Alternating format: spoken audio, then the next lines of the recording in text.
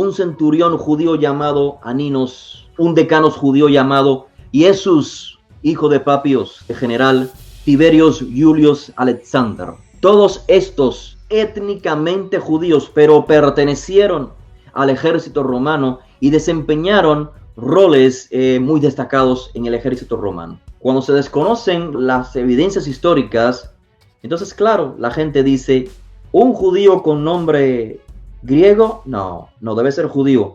¿Un judío que participe en el ejército romano? No puede ser. La evidencia nos muestra, es necesario adentrarse a ella sin anacronismos. Los anacronismos entorpecen la lectura, entorpecen la comprensión.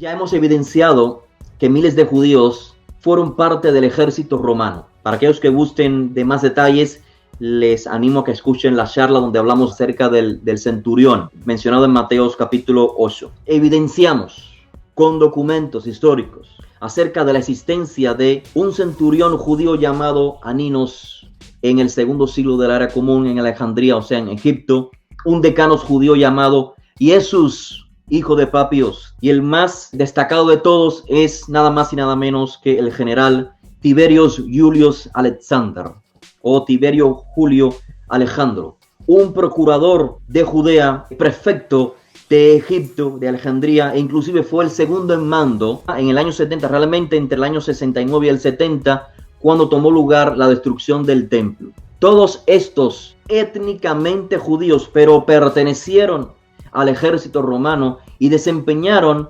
roles muy destacados en el ejército romano. Y con esto quiero decir que no es para alarmarse que un carcelero en Filipos también pueda ser judío. ¿Por qué no? Cuando se desconocen las evidencias históricas, entonces claro, la gente dice, ¿un judío con nombre griego? No debe ser judío. ¿Un judío que sea militar? O sea, que participe en el ejército romano? No puede ser. La evidencia nos muestra que sí puede ser y que por lo tanto, ni el nombre, ni la función, ni la zona geográfica donde resida la persona implica de qué etnia procede. Solamente el contexto nos permite comprender la posibilidad, fíjense, la posibilidad, porque no sabemos si es judío o no, pero la evidencia, el contexto apunta a su judeidad, es decir, a que proceda de etnia judía. Entonces, el contexto rápidamente, para no leer el texto, es que prenden a Shaul y Shila tras este evento con la pitonisa y lo llevan ante las autoridades de la ciudad para acusarlos. ¿Cuál es la acusación que se hace? Y voy a leer acá literalmente. La acusación es, estos hombres de Judea, literalmente dice Judaioi, pero ya sabemos que el término Judaioi en el primer siglo puede tener un significado étnico geográfico. Recuerden que los no israelitas en el primer siglo no conocían nada acerca de una tierra llamada Israel. Lo que conocían era una zona geográfica, una provincia llamada Judea. ¿Quiénes son los de Judea? Los judíos. Cualquier gente de Judea se les podía llamar judío. El contexto claramente indica que es étnico geográfico. Dice, alborotan nuestra ciudad. Fíjense, alborotan nuestra ciudad y enseñan costumbres que no nos es lícito aceptar ni practicar, puesto que nosotros somos romanos. Esa es la acusación. Y quizás, estimado oyente, quizás el lector ingenuo diga, aquí está la evidencia, Abdiel. Shaul, Pablo y Silas enseñaban por las calles y por ellas que existe una protesta. Y la protesta dice, están alborotando a la gente, a la ciudad, están enseñándonos a practicar costumbres que no nos es lícito practicar. Aquí está la evidencia. Shaul no estaba en la sinagoga ni en el centro de oración. Shaul andaba por las calles y tanto así que la gente se molestó porque les estaba enseñando judaísmo en las calles, prácticas que ellos no les está permitido compartir. Estimado oyente, querido oyente, sistemáticamente, cada acusación registrada en el libro de Hechos en contra de los discípulos ha sido una falsa acusación. Y el autor se ha encargado de manifestarlo de esa manera. Las acusaciones contra Yehoshua en el libro de Lucas, en el primer tratado, fueron falsas todas ellas. Las acusaciones contra Estefanos o Esteban fueron falsas todas. Las acusaciones contra Saúl o Pablo, falsas todas. Dado que Saúl de Tarso y sus compañeros solo hablaban en contexto sinagogal, eso es lo que el autor hoy una y otra vez nos está presentando. Solamente hablan del Dios de Israel, del reino teocrático, del rey Mesías. Lo más probable entonces es que esta esclava pitonisa mencionada anteriormente fuese, como ya dije, una judía helenizada que, gracias a la intervención de Saúl de Tarso, abandonó la práctica pagana, y entonces esto ha afectado la ganancia de sus amos. Consecuentemente se crean estas falsas acusaciones.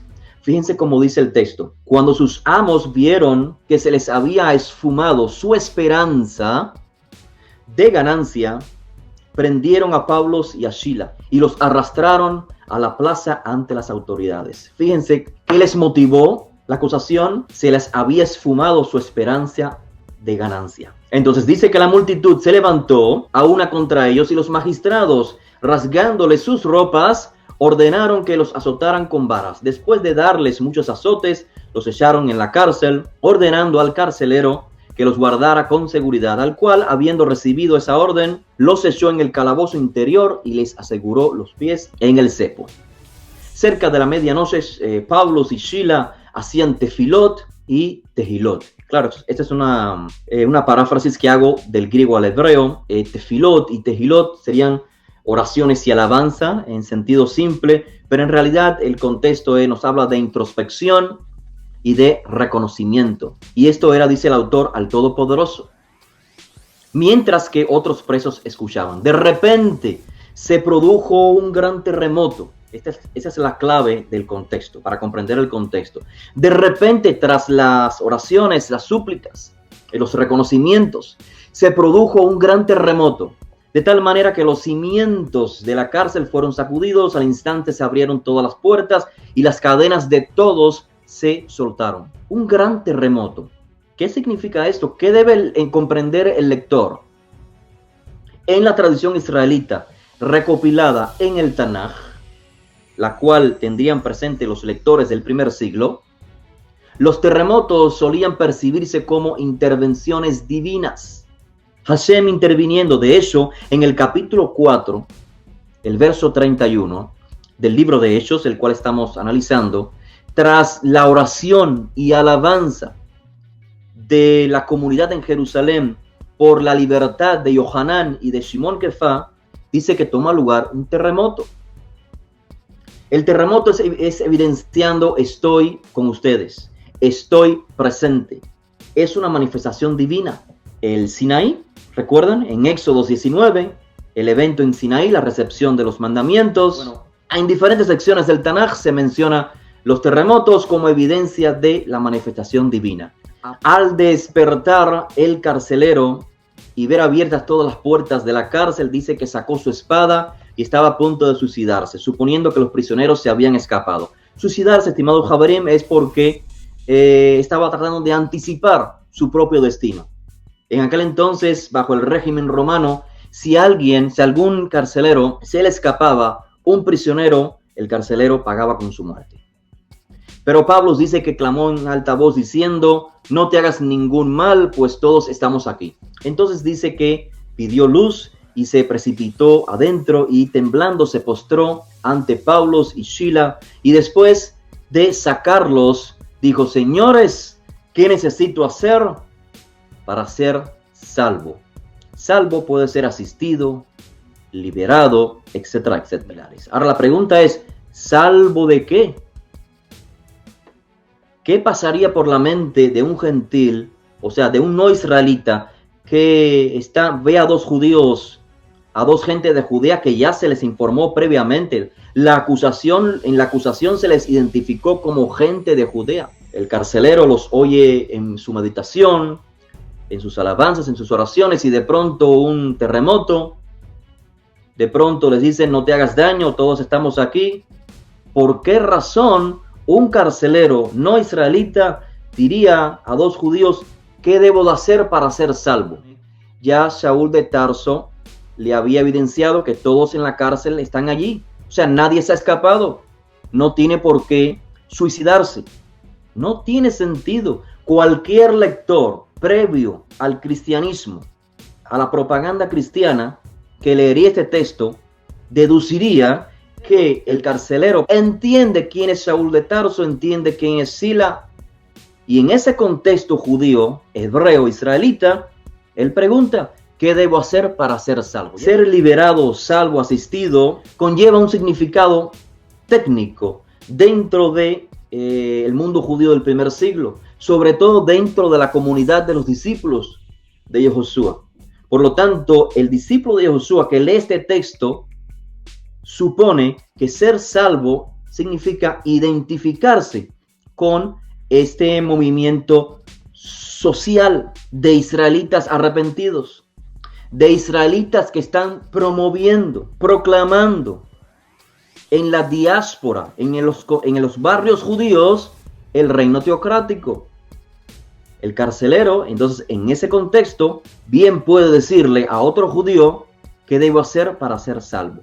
¿Salvo de qué? Ya dijimos, de la vida pecaminosa, del abandono de la Torah y las misbot. ¿Qué responden ellos? Persevera en Adonenu Yehoshua, en nuestro Señor Yehoshua, y serás salvo tú y tu casa. ¿Quién es Yeshua y Adonenu Yehoshua? Acá el autor está presuponiendo que el carcelero tiene noción del por qué han sido sentenciados o encarcelados Saúl y Sila, porque están hablando, enseñando acerca de asuntos judíos. Han sido acusados por ser judíos practicantes. Por lo tanto, hablar de Adonenu, del Señor Yehoshua, ya está implicando quién es ese Yehoshua y cómo preservar en él, o perseverar, o creer en él, o aliarse a él y a su movimiento, implica la salvación. No una salvación del mundo griego, sino la salvación profetizada por los profetas para los israelitas penitentes, como dije previamente. Para aquellos que retornan de sus transgresiones en Jacob, el Eterno les garantiza un Goel, un Redentor. ¿Por qué preservar en Yehoshua? ¿Por qué no decirle: retorna al Todopoderoso? ¿Por qué mencionarle a Yehoshua? ¿Acaso quien salva no es Hashem? ¿Quien libera, quien restaura a la persona no es Hashem? Una vez más, vamos al contexto. Hashem utiliza a los seres humanos para llevar a cabo la salvación, la restauración, la liberación, el rescate, como tomó lugar con Moisés.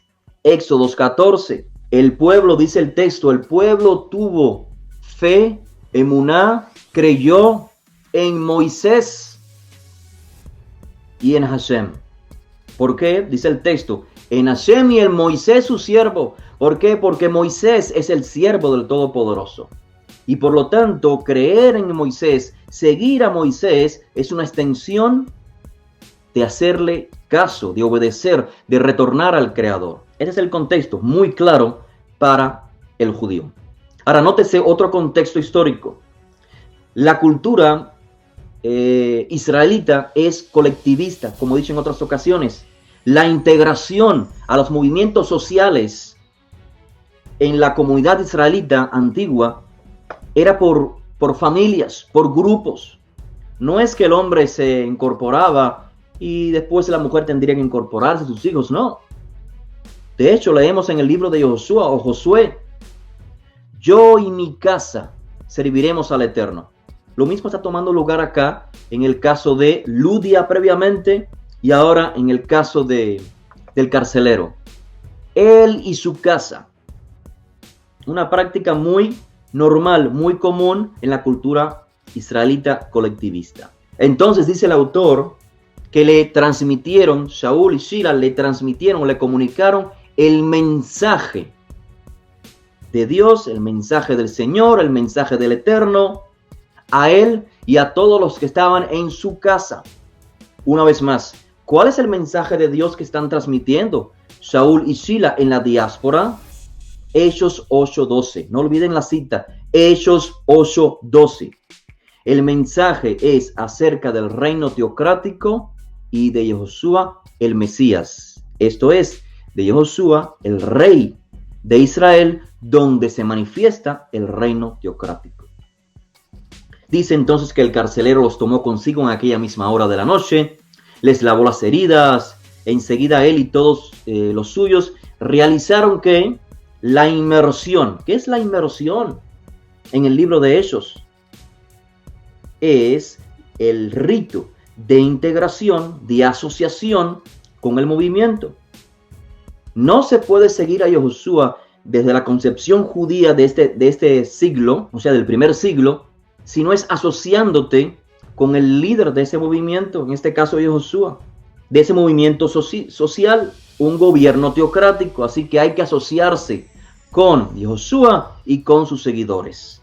Y esta es la manera en que se garantiza la salvación en contexto hebreo. No el ticket después de la muerte, sino el poder ser liberado, salvado de los pecados. Esto es, de desobedecer las instrucciones delegadas para el pueblo de Israel, que tienen como fin, no está de más decirlo, que se constituya el gobierno teocrático, con la observancia de la Torah y las mitzvot.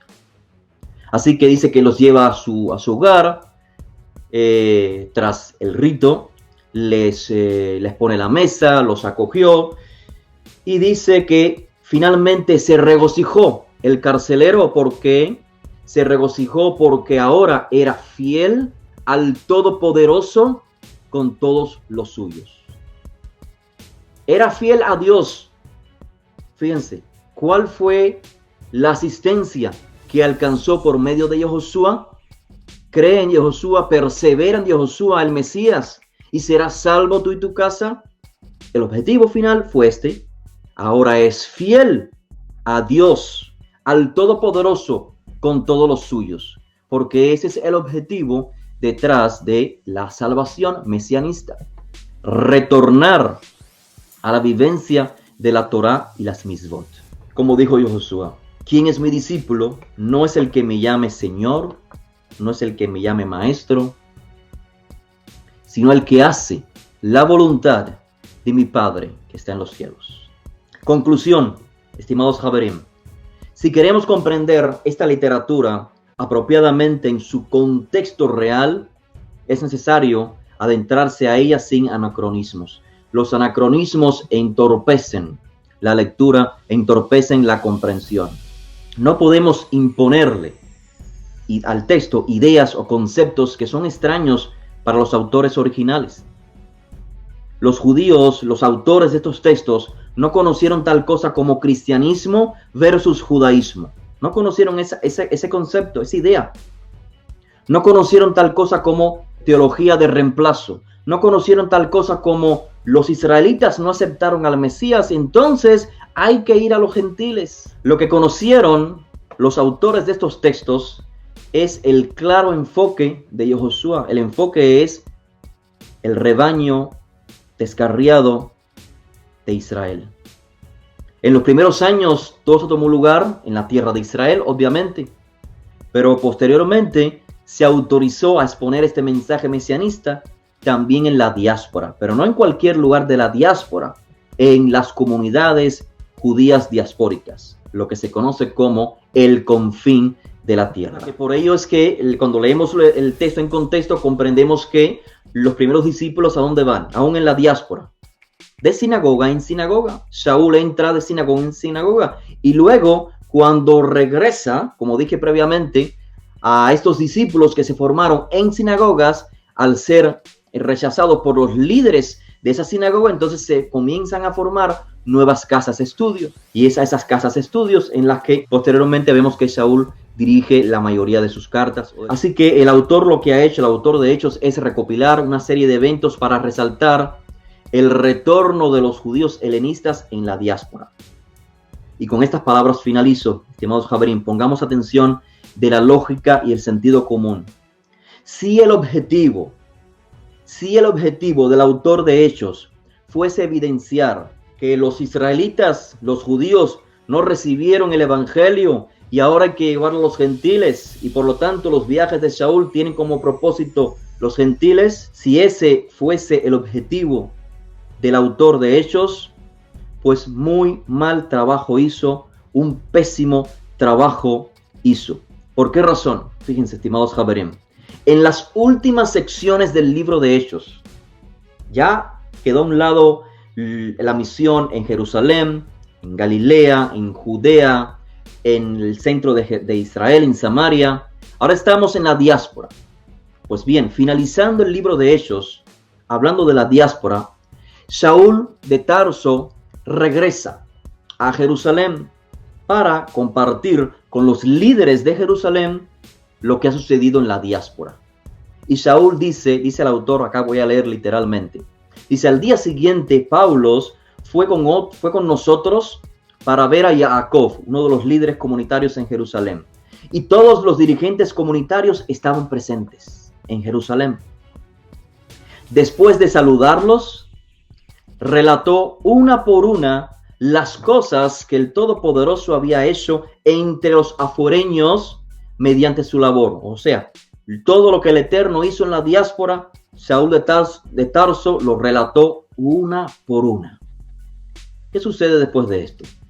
Ellos, es decir, los líderes de Jerusalén, al oírlo, exaltaban al Todopoderoso, alababan a Dios y le dijeron a Saúl de Tarso: ¿ves, hermano, cuántos miles? Literalmente el texto dice miríades, que en griego significa un número incalculable. ¿Ves, hermano? Mira, hermano, cuánta cantidad de gente incontable han perseverado y todos son celosos de la Torá. La referencia era el contraste entre los que Saúl mencionaba en la diáspora y ahora lo que había tomado lugar desde la ausencia de Saúl en Judea. Mira cuánta gran cantidad, incontables son los que han perseverado, los que han creído, los que tienen fe en el Mesías, en el reino teocrático, en el Mesías, y todos son celosos de la Torá. ¿Cuál es la lógica tras este texto?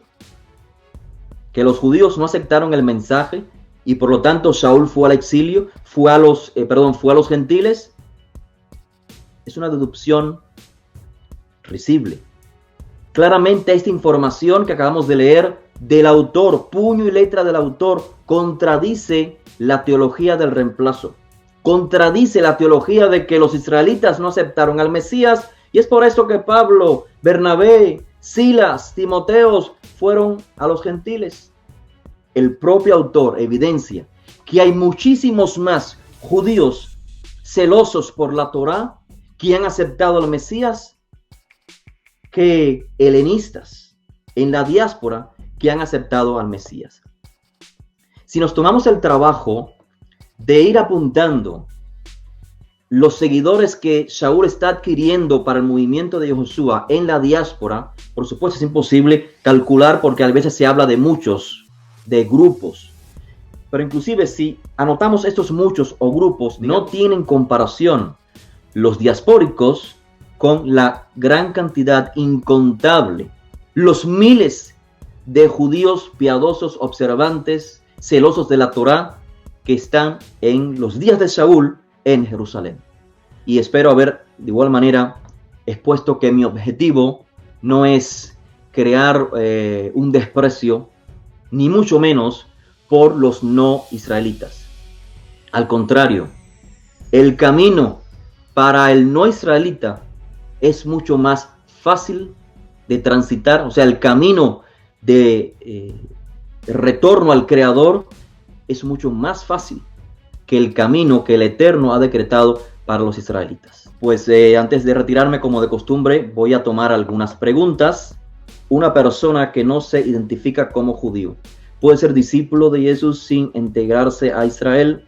La definición de discípulo está implicando una serie de compromisos. O sea, para seguir a Yahushua de manera, digamos, ya como discípulo, o sea, maestro, rabino, discípulo, implicaría que el que lo sigue, si no es judío, entonces que adopte una vida hebrea, judía. Quiero aclarar algo rápidamente. Estoy empleando los términos judíos, hebreos, israelitas como sinónimos. No quiero que se cree confusión.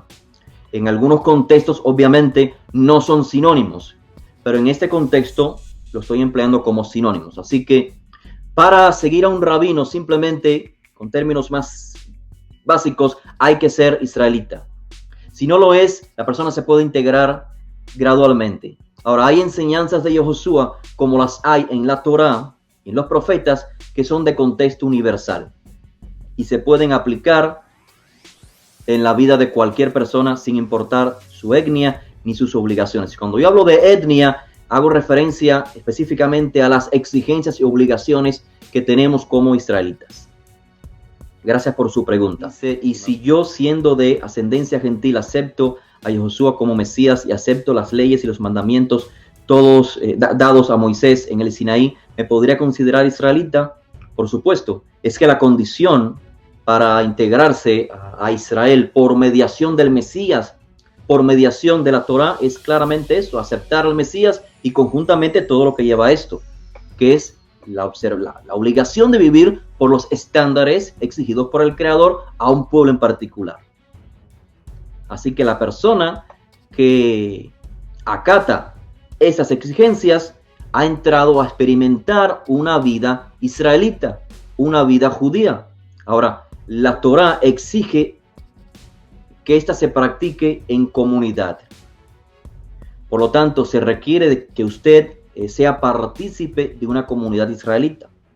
Ahora, dadas las circunstancias de que esto no es así, es decir, no existe una comunidad, entonces usted tiene que hacer todo lo que pueda, es decir, claro, comenzar a poner la Torá en práctica, pero necesita obviamente de un maestro, de alguien que lo guíe para hacerlo apropiadamente.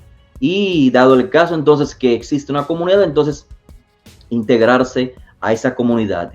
Y obviamente si la persona no procede del mundo hebreo, tendrá claro que al integrarse a una comunidad, pues le harán ciertas preguntas. Y a fin de cuentas, es la vida de la persona la que dice quién es.